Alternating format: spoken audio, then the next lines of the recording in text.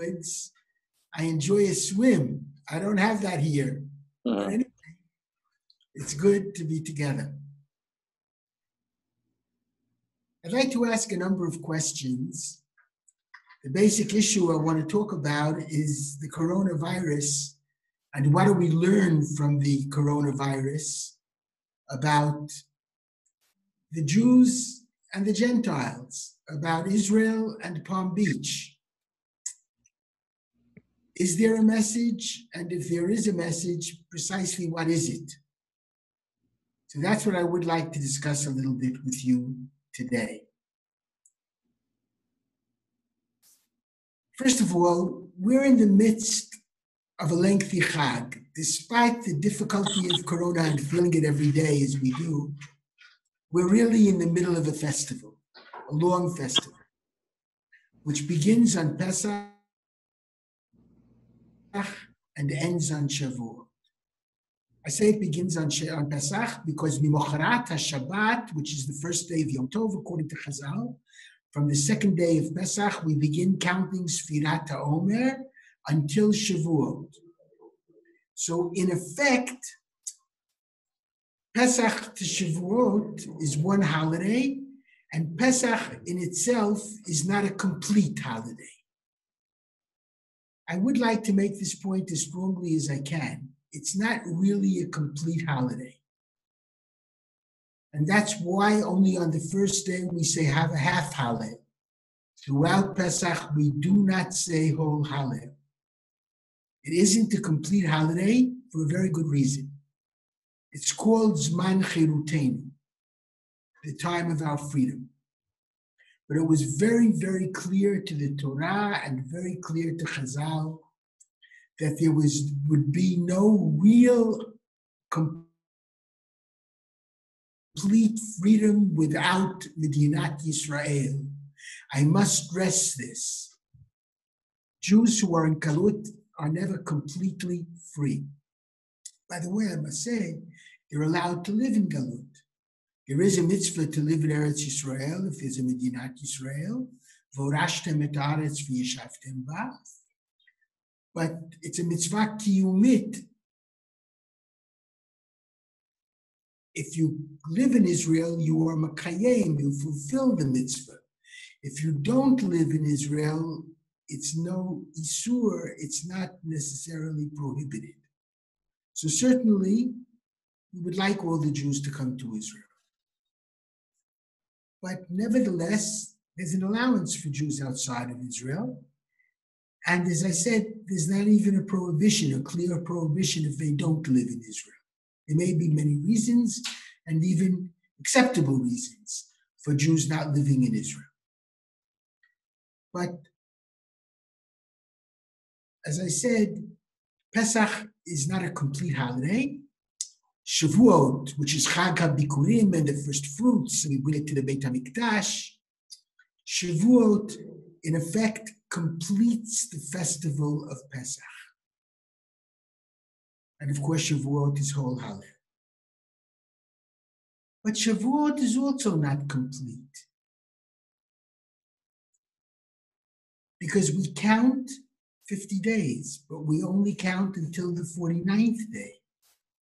We don't count the 50th day. And the first question I really want to ask is why not? How come we don't count the 50th day? The second question I'd like to ask is why not?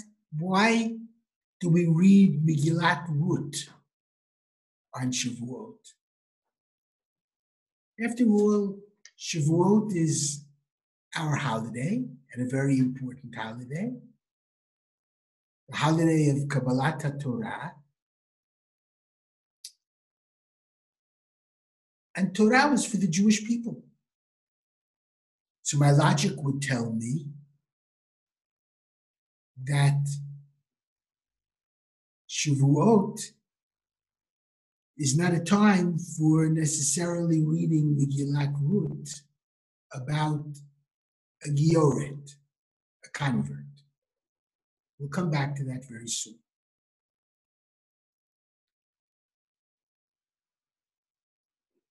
But what I want to understand first and foremost is why we don't count the 50th day. And I also, and Tisperu Chamishim Yom, it even says that in the Torah. And the second thing is, why do we read Megillat Ruth about a convert on Shavuot?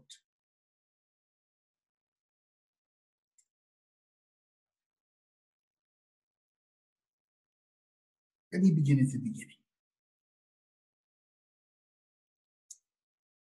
Parshat Kedoshim, which we read last week, had a very beautiful mitzvah. And the mitzvah was, V'ahavta l'reacha kamocha. You should love your friend as you love yourself.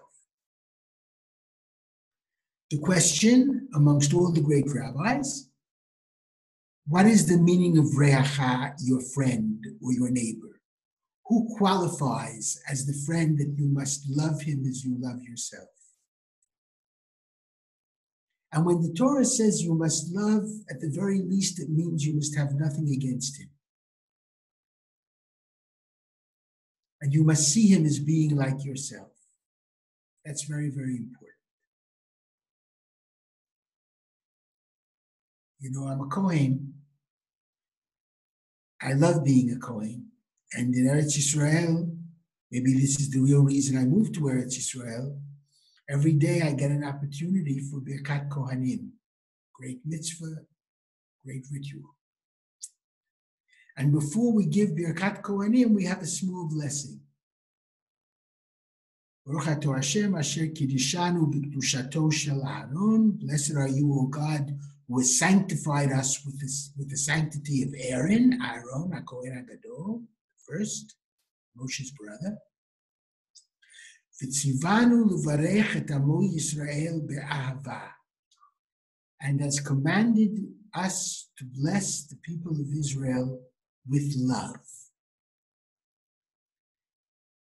And the Mogen Avram says, lahalacha, in the Shulchan Aruch, lahalacha, the law is, if a Kohen has anything against any individual within the congregation, he must not bless the congregation. As a Kohen, he cannot bless the congregation if he doesn't feel love for every single individual. So love really means love. You have to love him, see him as part of yourself, love him as much as you love yourself. That's a big deal. I once heard, by the way, from Rabbi Piatelli in Venice, a very funny and cute thing. Many, many years ago, this was true. And I couldn't understand, where do we see in the Torah the commandment that when the Kohen blesses, he was blessed with love? Rabbi Piatelli from Venice, chief rabbi of Venice at the time, I wasn't a rabbi yet, he smiled at me and he said, it says exactly that in the Torah. V'daber el Hashem el Moshe v'Aaron limor, daber el b'nei Aaron, v'amor lahem, amore, you have to love them. Now, at that time, I remember I laughed. Amore lahem is speak to them. Amore is Latin-based, but it's not in Hebrew. What do you mean you have to love them? Through the years, I began to learn more. And in the Torah, the expression, Ani ha'emarti lecha, God says to the Jewish people, ha'emarti lecha, Atem ma'amirim li, you amor li. The verb aleph mem resh means the love of engagement, erusin and kedushin. It means love. So it could be that one of its meanings is certainly love, but v'ahavta l'reacha kamocha certainly means love. So what does it mean? As the Mogen Avram says it means. You can't have anything against anyone within the congregation in order to rise and bless the congregation.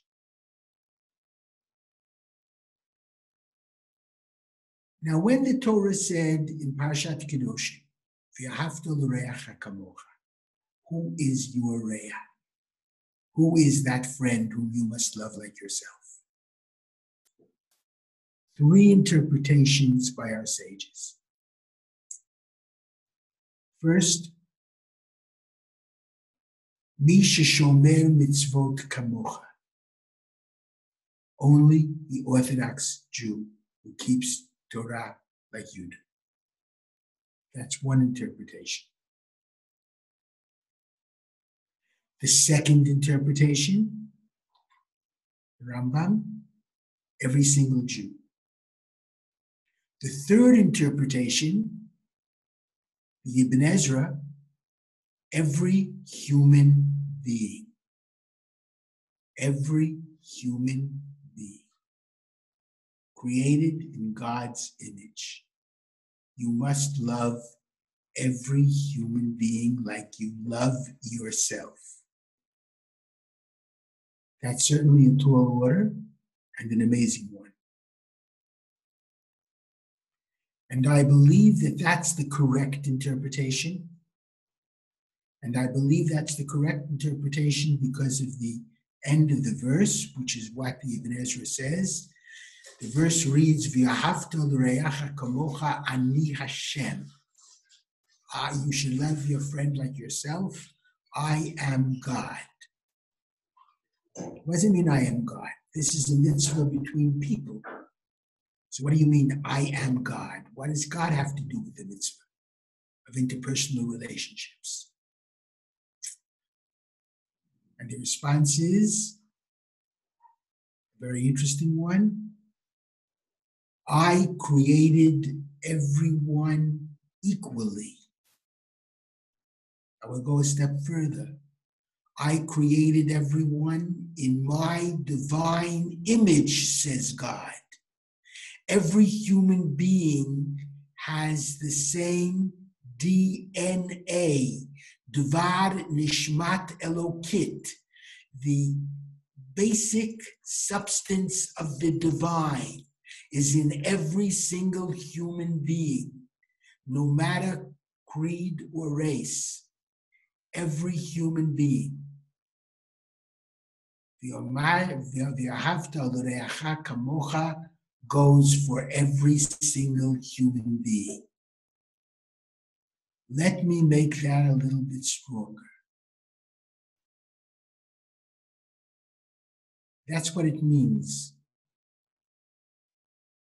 You know why I believe that we don't count the 50th day on Shavuot?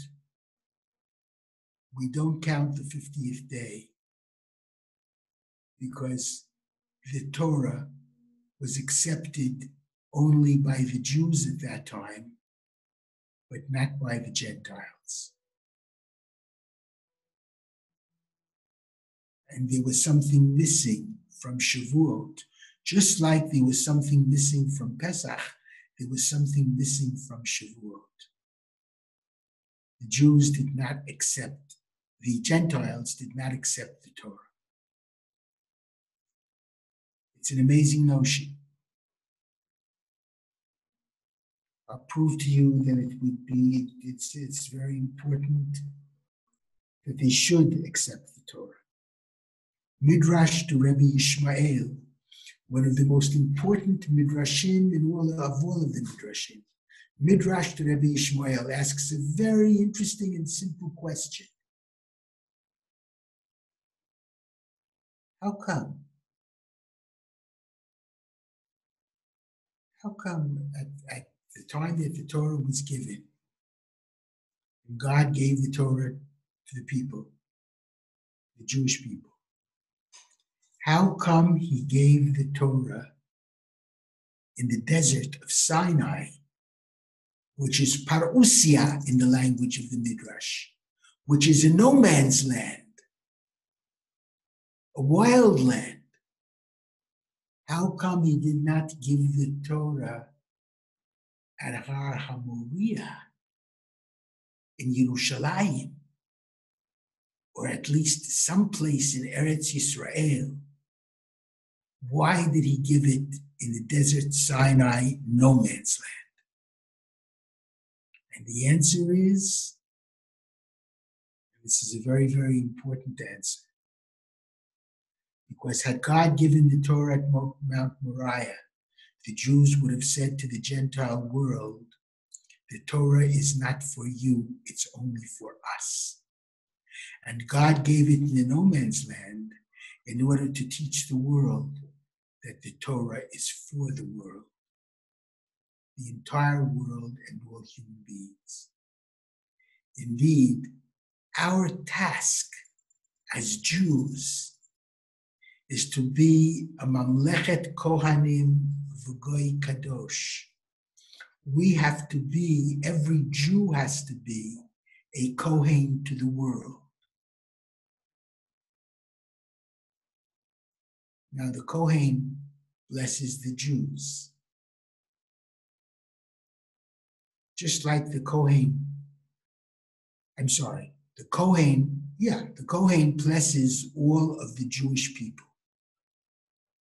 And if we, all of the Jewish people, are considered to be kohanim vis-a-vis the world, we must bless the entire world. And certainly we must love the entire world. And the blessing that we give to the entire world is fundamentally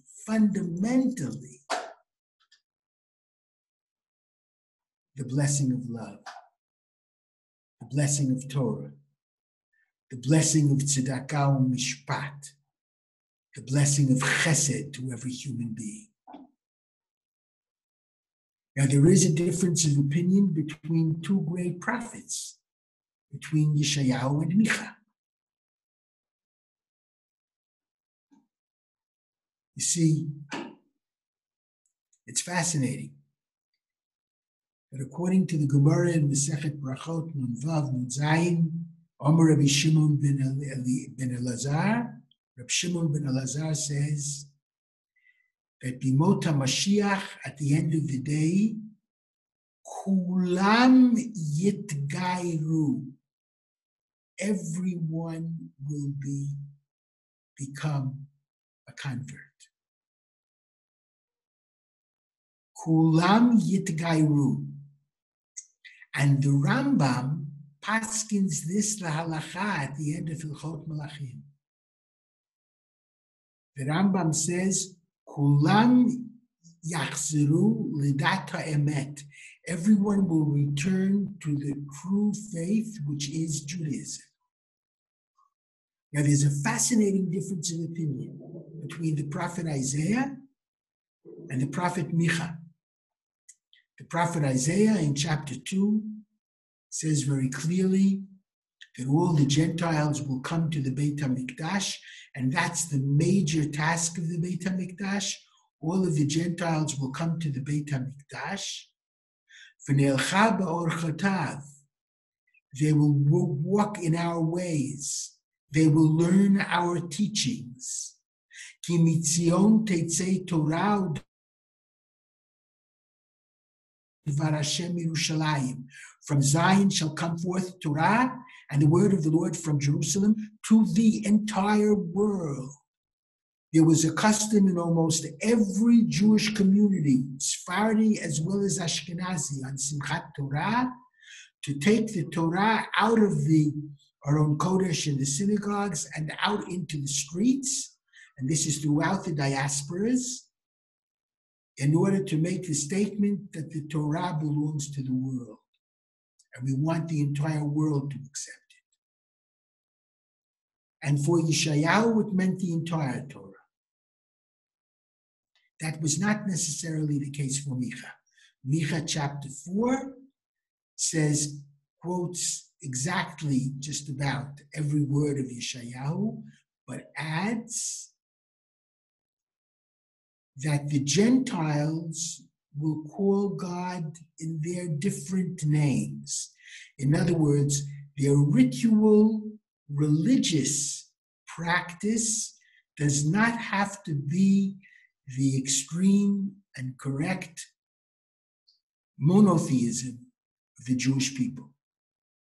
They can worship God in different ways, as long as ethically they accept tzedakah, mishpat, chesed, compassionate righteousness, moral justice, loving kindness. So that is a difference of opinion. But certainly the ethics of the Torah is for everyone. And God gave it specifically in the Sinai desert so that the Jews would understand that it's for everyone. And that we would be a Mamlechet Kohanim and Goy Kadosh, a kingdom of Kohen priest teachers and a holy nation. And we, every single Jew, including the non-Kohanim, has the responsibility of teaching Torah to the world. Mishnah and Avot, that all of you know, I'm sure. Heyumi Talmidav shel Aharon, be among the disciples of Aaron. Ohev Shalom, Rodev Shalom. Love peace, pursue peace. Ehov et habriot, love humanity. Umekorvan leTorah, and bring them close to Torah. Humanity. So this is the message. And this is why there's no 50th day. Shavuot is incomplete because the Gentiles had not yet completed it then. They didn't accept the Torah. They should have accepted the Torah if we had been doing our job and had also taught it to them. But as long as they did not accept the Torah, there can't be a 50th day. We're waiting for that day to come, Be'ezrat Hashem, B'mot HaMashiach. And that's why it's so important for us to read Megillat Ruth specifically on Shavuot. Because the Torah is meant for the Gentile world as well, at least the ethical commandments of the Torah. And that's our job to teach them. What does this have to do with Corona? And why is this the message of Corona, as far as I'm concerned? Corona has taught one major teaching that I think has humbled every single human being, and certainly every sensitive Jew. Corona has taught that we are one global village. Corona has taught that we are not living in isolation, we the Jews. No matter how high a wall we may build around ourselves, we are part of the entire world. The Hasidim had to learn that. It took a while in America for the Hasidim to learn it, in Israel also, but they did learn it. They finally did learn it. That we are all one people with a capital P. And therefore, if a problem happens in China and affects the Chinese, it will affect the Jews in Borough Park and the Jews all over the world as well, wherever they happen to be, including Israel. That when push comes to shove, we are one humanity. And that one humanity must learn to live together in love and in peace. What happened as a result of Corona? The biggest problem that occurred was we weren't able to be close together anymore. Only the nuclear family could be together. Otherwise, everybody was wearing masks. Otherwise, we couldn't embrace. We couldn't shake hands. I couldn't kiss and hug my grandchildren who were not living in my home. The corona taught us, and that was the punishment, I think, that because we were not living lives of the ahavta l'reacha kamocha in the deepest sense of the word, not Jew to Jew, and certainly not Jew to Gentile, since we weren't living of the ahavta l'reacha kamocha life, we would not be able to have even familial closeness. It would be denied us externally because we were not doing it internally. So that's the lesson that we must take away from Corona. The lesson is that ultimately we are all one people under one God. And eventually we must all live at least under one ethical system. It does not have to be one global imperial government. There must be one God who gives absolute ethical commandments that are accepted by everyone. Religious rituals and cultural styles could be unique to each particular nation, but in terms of ethics, we are one people. And fundamentally, with the same DNA, we are all siblings under our parent in heaven. And hopefully, we learned from Corona how critical it is for us to live together in love. Because if we don't, then we will be completely disunited and apart, and God forbid, even destroyed. Because if we don't learn to love each other, the answer would have to be ultimately destruction. Thank God the Bible says that eventually, and I hope the eventually is now, the Jewish people are returning to Israel, returning to God, returning to Torah. More and more people hopefully are beginning to understand the importance of the ahavta l'reacha kamocha. You must love every human being like you love yourself, because indeed we are all siblings under our God parent. And please God, may we live in one world of peace, of compassion, and of love. If there are any questions, I would be glad to entertain them.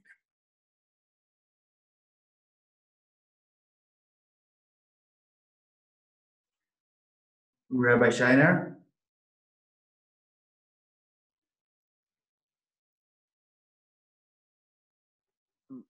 Rabbi Riskin, can you hear me now? I hear you fine. Okay.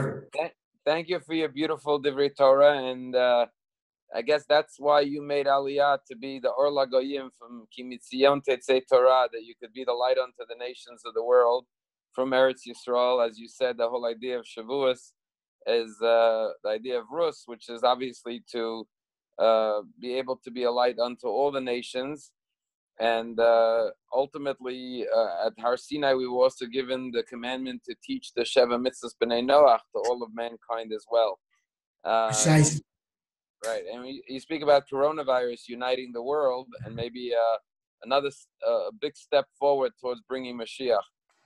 So a question that I would like to ask you, Rabbi Riskin, and then if anyone has questions, please put it up on your chat.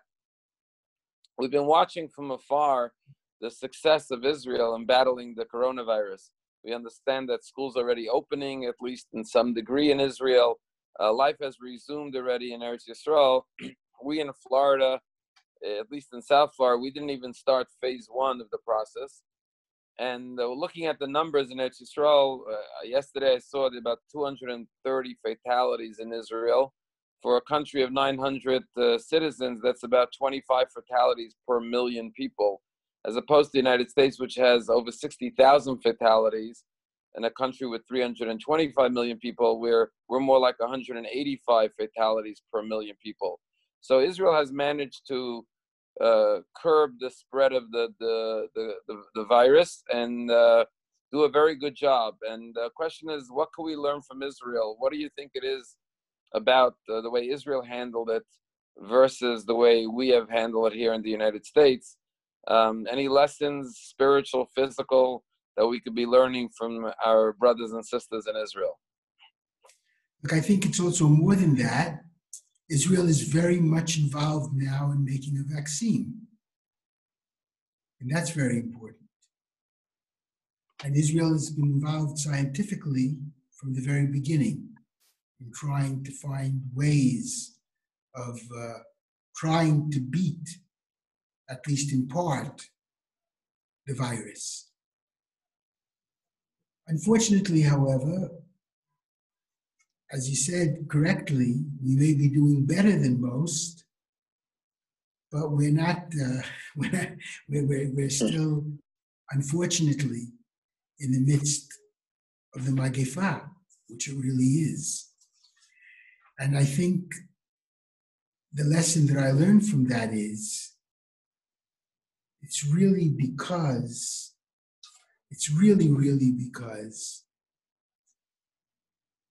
in Israel too, we don't have the kind of unity in the Ahavta l'reacha kamocha, not to the Gentile world and not to the Jewish world. We still have a lot of sinat chinam. We still have a lot of internal hatred. The very fact that in the last elections, there were 3 elections and almost a 4th election. And the kind of vitriolic politics that you see in America, unfortunately, we also see in Israel, unfortunately. So I wish I could be as optimistic as you. Israel is not bad. And Israel, I think, is smart enough to listen to the rules that made such very good sense in terms of social apartness rather than nearness. But Israel still in all, has to learn v'ahavta l'reacha kamocha bimlo muvan hamilah, as completely as possible. I think we're better than most, but we're not there yet.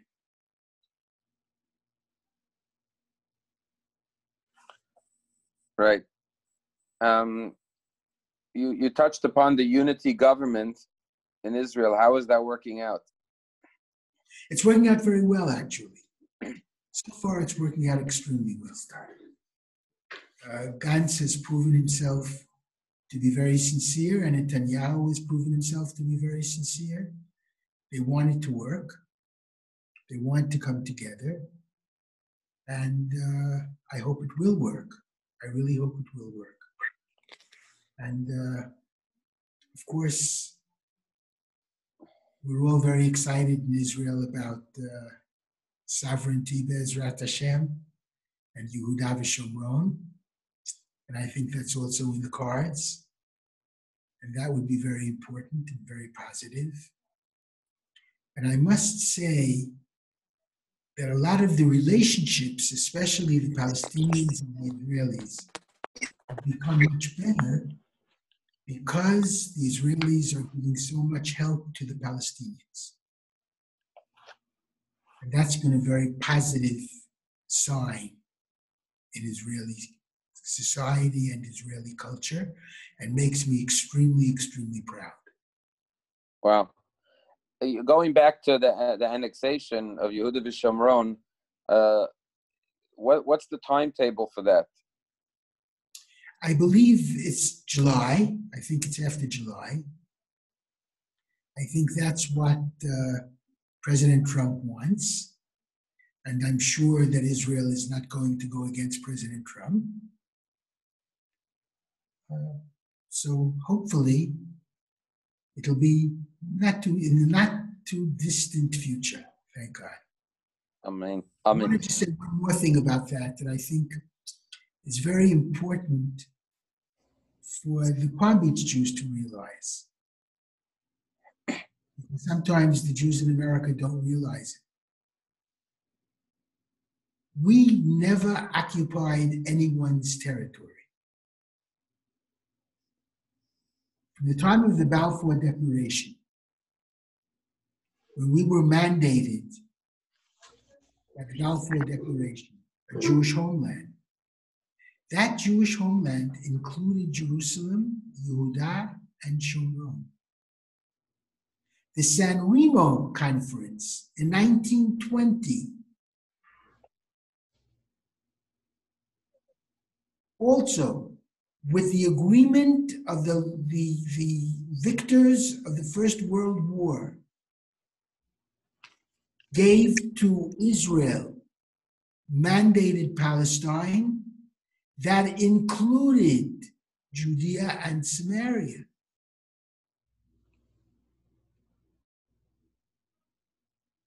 So we didn't occupy anybody's territory. In 1981, the League of the United Nations made a decision, whatever that decision was, which was not really a legal decision. It was a suggestion that what happens in Judea and Samaria will happen as a result of the discussions between the Israelis and the Palestinians. Tragically, what we understand now is that nothing will ever come about if we wait for that to happen, because the Palestinians are not ready to sit down to discuss it. And it's fascinating. We were willing, in the time of President Olmert, to give of Judea and Samaria 94%, to give up 94% after we won a war that was begun by the Arabs against us, and got the whole Judea Samaria as a result of that war. We gave back the keys to the Waqf, the old city of Palestine, for the mosques that are there. And we would have done anything for peace. They have not come forward at all. And Jews especially should realize, especially within the diaspora, we never occupied any Arab territories. The Arabs occupied our territory when they came into Judea and Samaria. And we accepted the Trump deal of the century because Trump's deal calls for our receiving only 1/3 of Judea and Samaria, with 2/3 for the Palestinians. But that's not enough for them either. So that as far as that's concerned, I think morally and ethically we're on the right side. And it's very important that the Jews side with us too. And not all the Jews are doing it, unfortunately. I'm glad you pointed that out, Rabbi Riskin. Rabbi Riskin, as the chief rabbi of a very large community in Efrat, what have been the most pressing issues and shailot, questions, halachic questions, that have come to your office over the past 5-6 weeks now? The most difficult decision I ever made in my life was to close all of the synagogues in Efrat. We now have some 45 synagogues in Efrat. We're in 9 hills. We've expanded tremendously. And I've spent my entire life, since I began smicha, which is quite a while ago. It's just about 55 years. And in my entire life in the rabbinate, I've spent my time creating synagogues, bringing Jews who never went to synagogue before into synagogues. And to have to close down synagogue was the hardest thing I ever did. But it was very important. And very, very important. And I think that's one of the reasons why we succeeded much better than the rest of the world. Because we understood in Israel the importance of not being close in the most difficult times when we had to be close. But sakanat nefashot, saving human lives, came first. So we stopped the large weddings, we stopped the large funerals, we stopped the large minyanim, many, many small porch minyanim and small minyanim on the outside. I sent you a picture, Rabbi Shiner. That's what Yes, we can I saw that. And that's what we try to do. But we really listened to the rules, and I think that was one of the major reasons that we succeeded better than the other countries did. Are any of the schools in Efrat reopened yet? They are in the process of reopening now. Yes, now They started already. First to third I grade. think first to third grade. 2 days ago, I'm sorry to my daughter who's in third grade just started 2 days ago. We were very happy, very thrilled. Of course, a lot of rules and checkups before, of course, the thermometer checking, etc. But they're all from only grades first, second, and third grade are now allowed to go to school, and hoping next week the older grades and also the kindergarten schools, they're also planning to start next week as well. Wow. What about shuls? Is your shul, are your shul, any of the shuls open yet? No. The shuls are closed, and outside is better than inside. And little children are also not as susceptible. So therefore, the shuls have not yet opened. Well, we're glad to see, Rabbi Riskin, that you're looking healthy and strong, and Baruch Hashem, you should go from strength to strength. And it must be, you're a person who's always traveling around the globe, building your institutions. What is it like to be in one place and not even leaving a home for 6 weeks, as opposed to being around the world 20 times in 6 weeks? I must tell you with all my heart, it has been a pleasure. Thank God I have a wonderful successor, Rabbi Kenneth Brander, Rabbi Catriel Brander, who's doing extremely well. And that's a very, very wonderful thing for me to watch and to see. And the institutions are doing it very, very well. And all of our institutions during the period, we have some 3,500 students. All of our institutions, all of the students were involved in doing chesed in this difficult time. Chesed towards the older people, chesed in the old age homes, chesed in the hospitals. They were all involved in doing chesed. And of course, classes were being given in Zoom like this in ways throughout Efrat, and to all the students that we have from all over the world. But we really tried very, very hard to make the most of a very difficult situation. Well, thank you very much for your precious time. We really appreciate it, and it's great to see you. I understand that there's a little video you would like to share with us about activities in Efrat during the quarantine.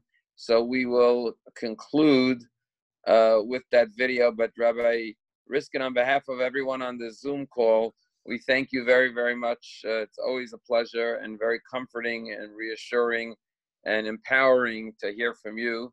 And from this challenge, we should emerge stronger and greater and focus, as you said, on our global mission to be a light and an example for the world, to bring the entire world tachas kanfei hashchina, under the divine presence. I have one question that just came in.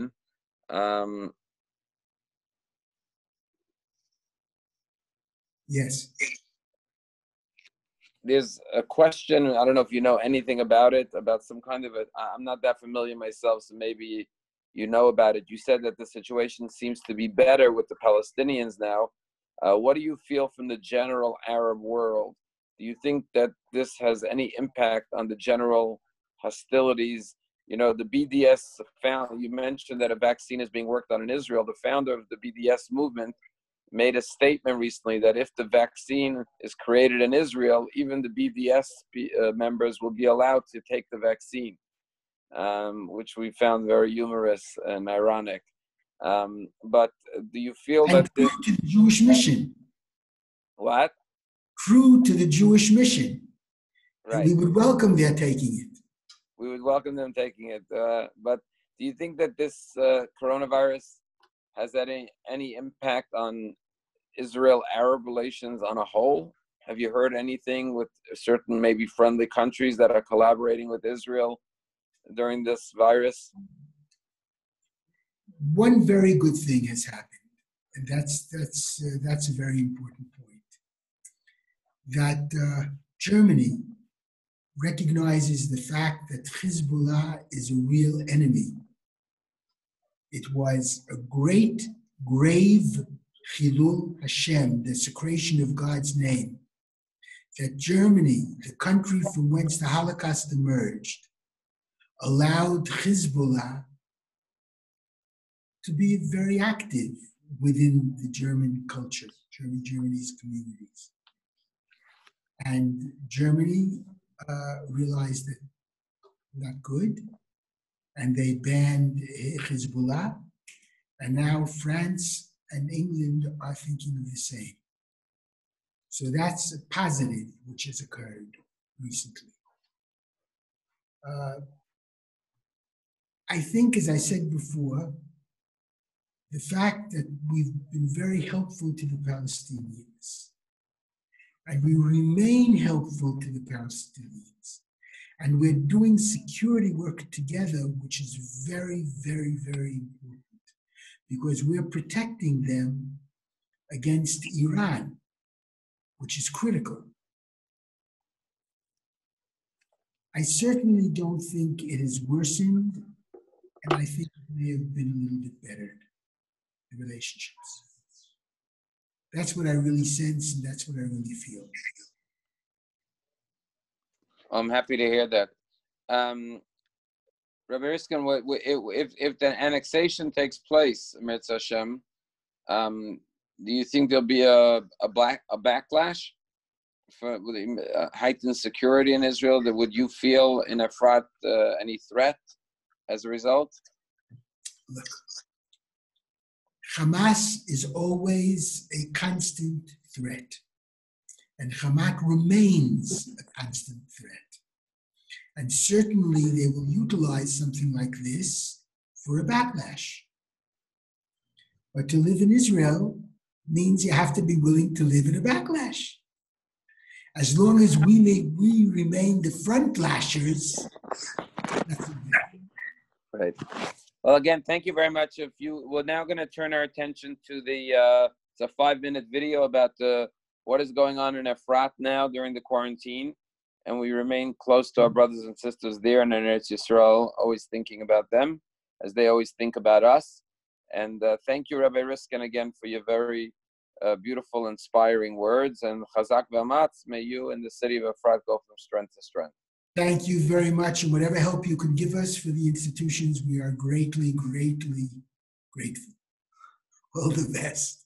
Thank you very much. The video should now come on any moment, hopefully.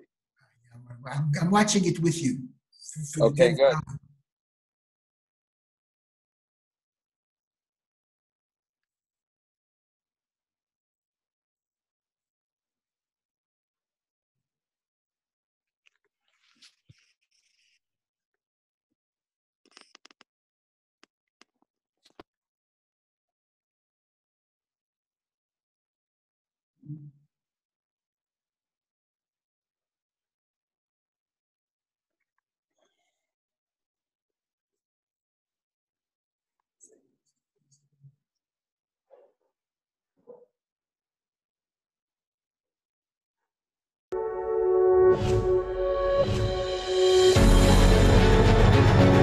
Now to growing concerns about the deadly coronavirus. A massive shutdown across the country as it struggles to cope with coronavirus. Friends, we're all seeking to navigate this surreal time. In times of darkness, we believe in lighting a candle and leading the way. We come together as a family and ask ourselves what we can do to bring more light to a corona-stricken world.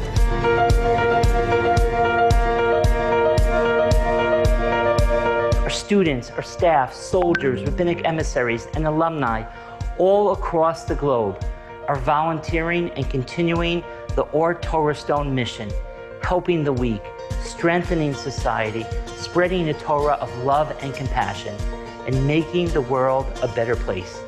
Each of them is on the front lines, everyone giving in their own way. זה חודש שעזבתי את תלמידיי בישיבה התיכונית נווה שמואל אור תורה באפרת למען משימה, סיוע למרחב האזרחי בהימנעות התפשטות וירוס הקורונה. I'm a student in the Hadass program at Medreshet Lindenbaum in Yerushalayim. I'm joining the IDF Intelligence Corps this summer, B'ezrat Hashem, but my friends and I just enlisted early so that we can help Tzahal, the IDF, our country, Medinat Yisrael, and our people, Am Yisrael, in this time of great need. אני מורה לביולוגיה באור תורה, בשני תיכונים של אור תורה, בדרך אבות, וגם באולפן התוריה. לפני חודש פניתי לראש מעבדת מיקרוביולוגיה בבית חולים של שערי צדק. הוא אמר לי, בבקשה תבואי, ובאתי. אני ממשיכה ללמד. הנה, אתמול למשל היה לי יום בלי משמרת, אז היה לי שני שיעורי זום עם תלמידים. These are just a few of our heroes on the front lines. Other Or Torah Stone staff have also been pitching in for the greater good in any way that they can. Like when our Amlat South American program students could not return to their homes in Latin America because going back would put them in harm's way, the staff and their families literally moved into the school to make sure that these foreigners would not be alone. Most of our buildings may now be empty, but our schools, seminaries, and yeshivot are definitely not closed. Our faculty made the remarkable immediate transition to being schools without walls. The move to online learning also reopened the doors to alumni and IDF soldiers relegated to base who are thirsty for learning. Advocates and social workers in the Monica Dennis Gober Yabi Isha Center continue their work on behalf of Agunot. Many of these Agunot now find themselves in dire straits, so Or Torah Stone created a relief fund for them. With Pesach upon us, I didn't know what I was going to do until Elijah the prophet came. He didn't knock on my door, but he sent me a text message telling me that I was about to receive a tremendous gift, grocery store coupons. Even more than I want to thank you for the money to buy food for the holiday, I want to thank you for giving me freedom, for making miracles. We created a fund for the families that attend our schools who have lost their jobs, to help our Israeli colleagues whose spouses have lost their positions, our Arab colleagues who have been frozen out of their jobs and have no social security to fall back on. Here in Israel, our Yachad Jewish Identity Coordinators are utilizing their positions in community centers from Golan Heights to Eilat to continue spreading Jewish values, comfort, and inspiration. And all around the world, our 300 rabbinic couples are tackling unprecedented halachic and communal challenges, taking strong leadership roles in the midst of the chaos by dealing with critical issues. Their mentors, the professionals from Strauss Amiel and Baron Amiel, have kept them going 24/6 because we're dealing with issues of life and death when necessary 24/7. All that has been and continues to be achieved, impacting thousands of lives on a daily basis, is a result of your special friendship and caring. Or Chadash al Tzion Ta'ir, a new light is rising from Zion, and it requires that we treat all people with respect. It requires that we stay engaged with the diaspora. So from our family to you, our larger family, stay safe. Thank you for your support. Am Yisrael.